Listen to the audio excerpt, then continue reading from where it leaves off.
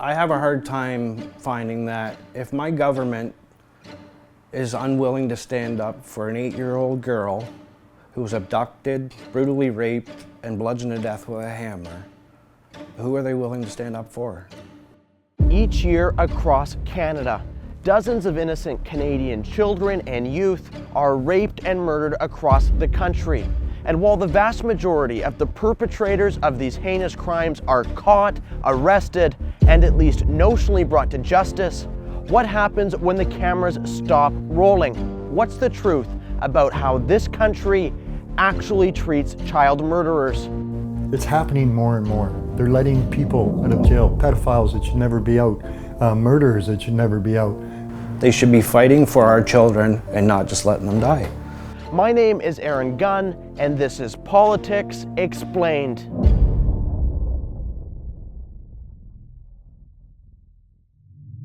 We've obtained video surveillance footage of a young person matching the description of Victoria and the clothing descriptors provided for her, walking with an unidentified person on Fife Ave yesterday in the area of Walter Street. My ex-wife was on the phone and there was something wrong with Victoria.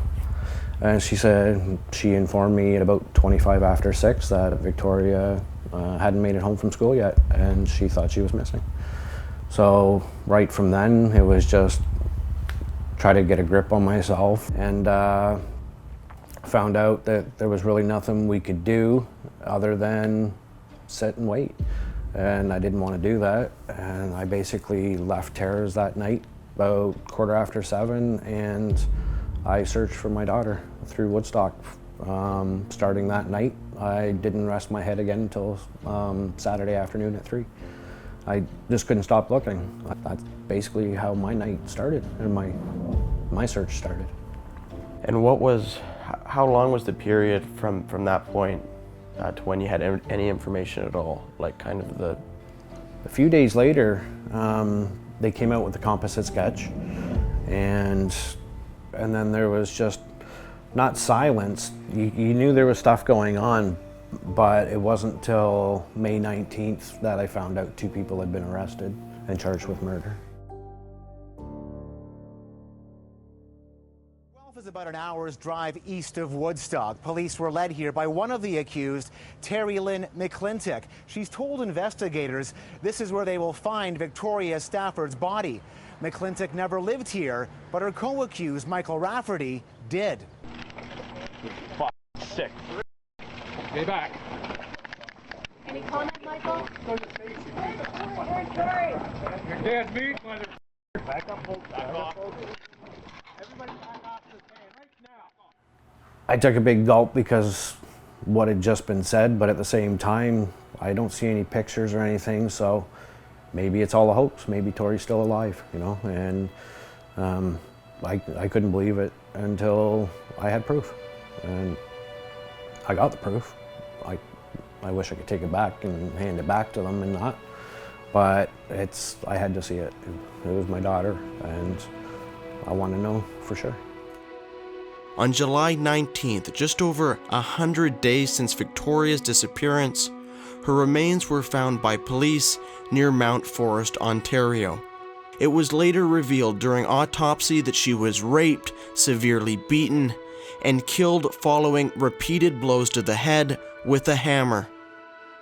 A year later, TerrilynnMcClintock pled guilty to first-degree murder and was sentenced to life in prison. 2 years after that, the trial for her co-accused, Michael Rafferty, would begin. Rodney, the day has finally come. Michael Rafferty's trial has begun. How do you feel? What are your emotions today? All over the place. What's it like to be Sorry. in the same room? Pardon? What's it like to be in the same room as the man accused of taking your daughter away? It's self-explanatory, really, if you think about it. Like, I mean, on one hand, I imagine some people just kind of want to close their eyes and pretend It's not happening. it's not happening. Mm-hmm. But you made a conscious effort to really be there, and I it helps you. I wanted to be there every day to fight for that justice. Like, even though I wasn't the one up there bringing everything forward or everything, I had to have trust in the Crown attorneys that they were doing their jobs appropriately. 6 grueling days after the trial began, a verdict was finally reached. Michael Rafferty was found guilty of kidnapping, sexual assault, and first-degree murder. But this nightmare was far from over. Stafford still lives here in Woodstock, where his daughter was lured from her school by TerrilynnMcClintock 9 years ago. Last Friday, he went to Parliament Hill to protest McClintock's transfer to a medium minimum security healing lodge. Just 9 years into her life sentence, TerrilynnMcClintock was moved into an unfenced minimum security healing lodge where she would be living in comfort alongside children. One of my child's killers is living in a minimum security healing lodge. Not too long ago, she just pled guilty to first-degree murder. There was nothing within, she did not meet one area of criteria for a transfer to a healing lodge. That's where my fight came in, because I literally had it in black and white. Like, this was all of her offenses and this is what she needs for the transfer. This contradicted this, totally 100%, but they still allowed her to go. Stonewalled by the government, Rodney Stafford decided to take his fight directly to Parliament Hill. With the support of thousands of Canadians, his determination shook the political foundations of Ottawa and echoed through this country's corridors of power. She's in a healing lodge with no walls, no bars, and with children living inside. This is about the contrast between a party and a government that respects the rules, that respects the independence of our judicial system, that appreciates the professionalism of our correctional services. There's not one person in the House of Commons that shouldn't be backing our fight. To me, all of this to do with my daughter, none of it should be a political issue. It's common sense. And a party of ambulance-chasing politicians who are, quite frankly, demonstrating a contempt for the principles of law and debate in this House that is inexcusable.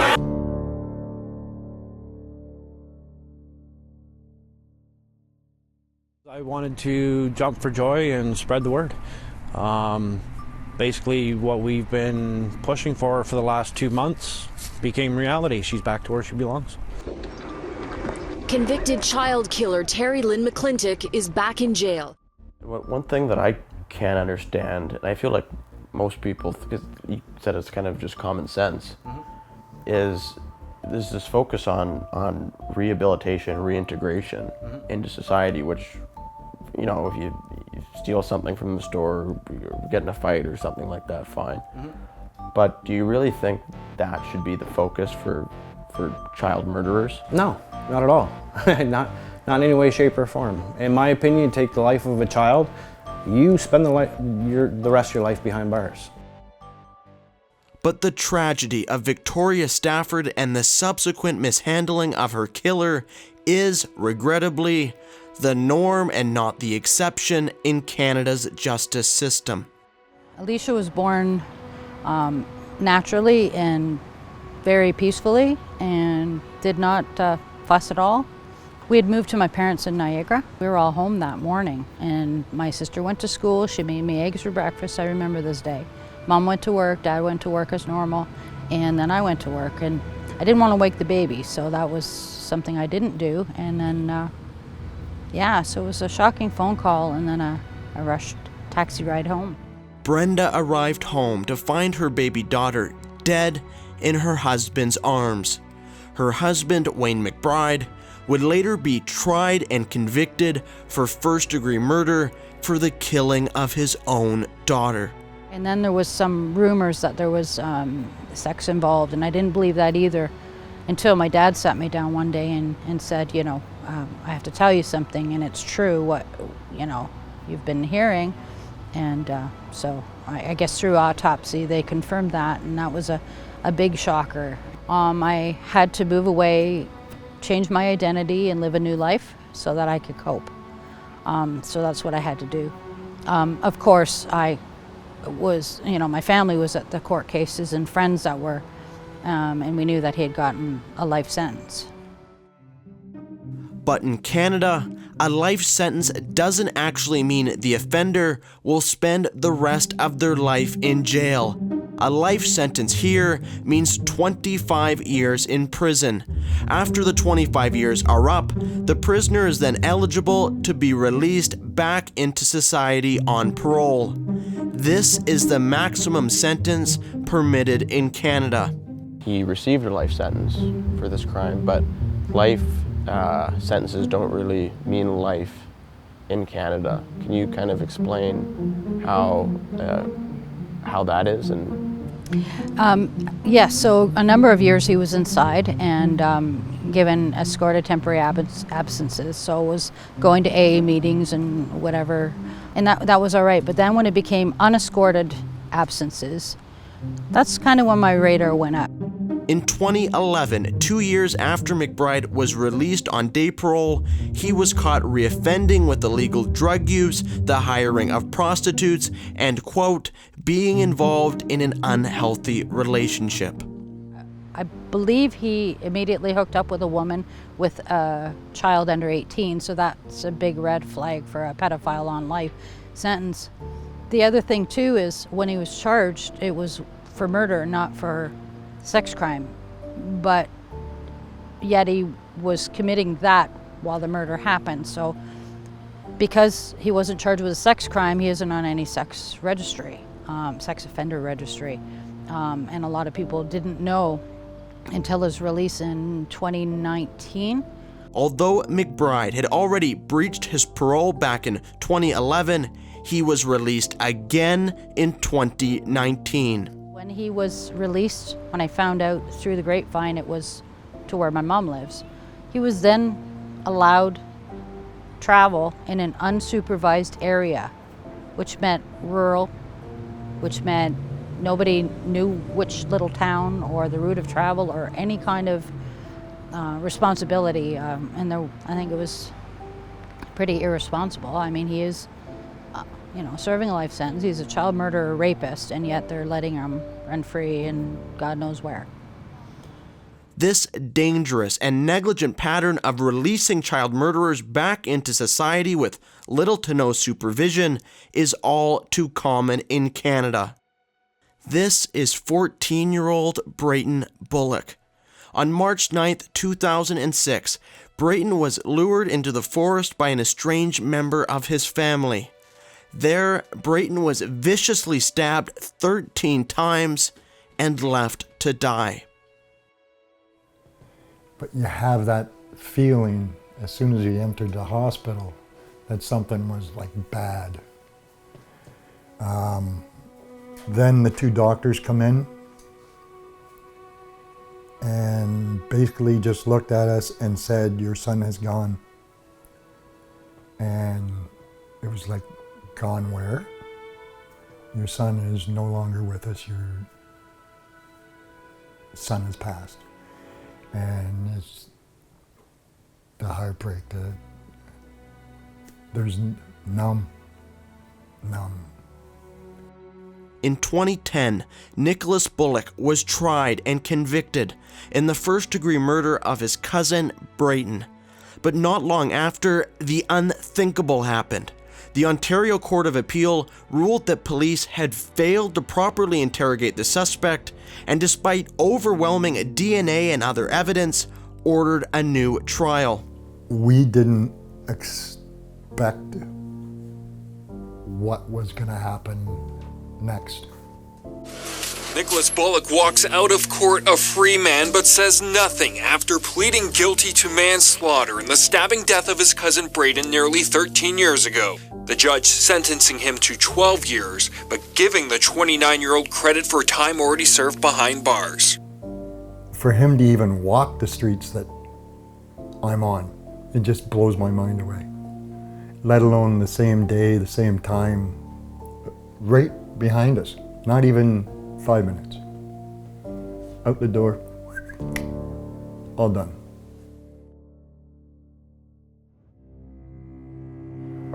The way the system's set up now, are you ever really able to get closure? No. The justice system, injustice system is disgusting. The parole board, most of it, disgusting. The only closure I've got in any sense is I know where Victoria is and I know where the two of them are. That's it. You know, in no way am I comfortable with thinking that he's enjoying any aspect of his life. He should be, you know, incarcerated. Every day is a new struggle because the closure for me, like, there is none. So, what's the truth about how this country actually treats child murderers? Well, from healing lodges to plea deals to unescorted parole, it's clear that the rights of victims and their families continue to be ignored, and that parents who have already been forced to endure the most unimaginable loss continue to be left behind by their own government. And the biggest thing of everything is no matter what, I can't change what happened to Victoria. I can't bring her back, but I can fight in her name and make sure justice is upheld. He was so protective of people that couldn't be protective for themselves. She meant everything, you know? I'll never stop fighting for my daughter and her rights. Until next time, my name is Aaron Gunn, and this has been Politics Explained.